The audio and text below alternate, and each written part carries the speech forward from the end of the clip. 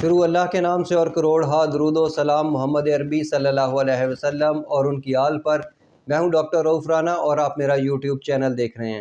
آج کی اس ویڈیو میں ہم ڈسکس کریں گے ایسیمٹ ٹیبلٹ کے بارے میں، جو کہ ایک پین کلر دوا ہے، درد کی کیفیت کو کم کرنے کے لیے استعمال کی جاتی ہے۔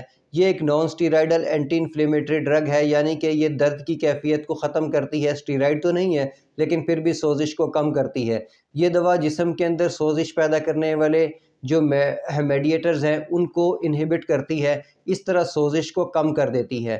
اس لیے یہ ان مریضوں میں استعمال کروائی جاتی ہے جن میں جو جوڑ ہیں ان میں سوزش ہو، جس ہڈیوں کے جوڑوں میں سویلنگ ہو رہی ہو، اور اس سویلنگ اور سوزش کی وجہ سے، اس انفلیمیشن کی وجہ سے ان کے جوڑوں میں درد رہتا ہو، ایسے مریضوں کو اس دوا کا استعمال کروایا جاتا ہے اور بہتر رزلٹ ملتے ہیں۔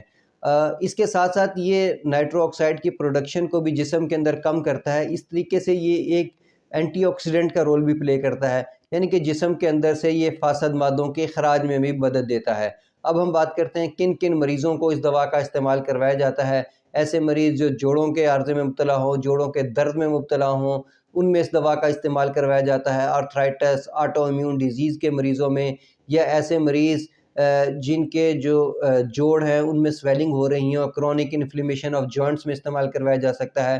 کمر درد میں اس کا استعمال کروایا جاتا ہے۔ بعض لوگوں کو گھٹنے میں درد ہوتا ہے، اس میں بھی اس دوا کا استعمال کروایا جاتا ہے۔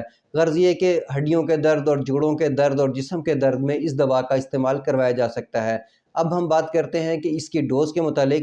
اس کی جو میکسیمم ڈوز ہے جو ایک دن میں اس دوا کا استعمال کیا جا سکتا ہے وہ 200 mg ہے۔ ہاں، لیکن زیادہ تر ڈاکٹر اس کو 100 mg صبح اور 100 mg شام کے ڈوز میں ڈیوائڈ کرتے ہیں۔ ہاں، اگرچہ اس کو 200 mg ایک دفعہ بھی لیا جا سکتا ہے، لیکن بہتر یہ ہوتا ہے کہ 100 mg کی ڈوز صبح اور 100 mg کی ڈوز شام کو لی جائے۔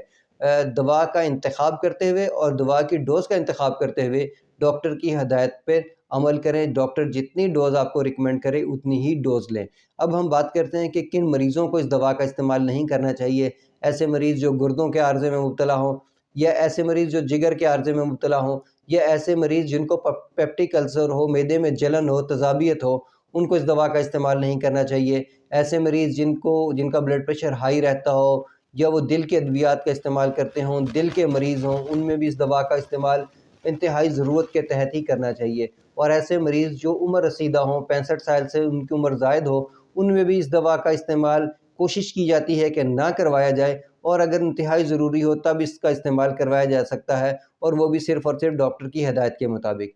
اب بات کرتے ہیں کہ کن ادویات کے ساتھ اس دوا کا استعمال نہیں کرنا چاہیے۔ ایسے مریض جو ایسپرین کا استعمال کرتے ہوں، جو ڈسپرین کا استعمال کرتے ہیں، لوپرین کا استعمال کرتے ہیں، لو پلیٹ پلس کا استعمال کرتے ہوں، نو کلاٹ پلس کا استعمال کرتے ہوں، انہیں اس دوا کا استعمال اس دوا کے ساتھ نہیں کرنا چاہیے۔ ایسے مریض جو سٹیرائڈ کا استعمال کر رہے ہیں انہیں بھی اس دوا کا استعمال نہیں کرنا چاہیے۔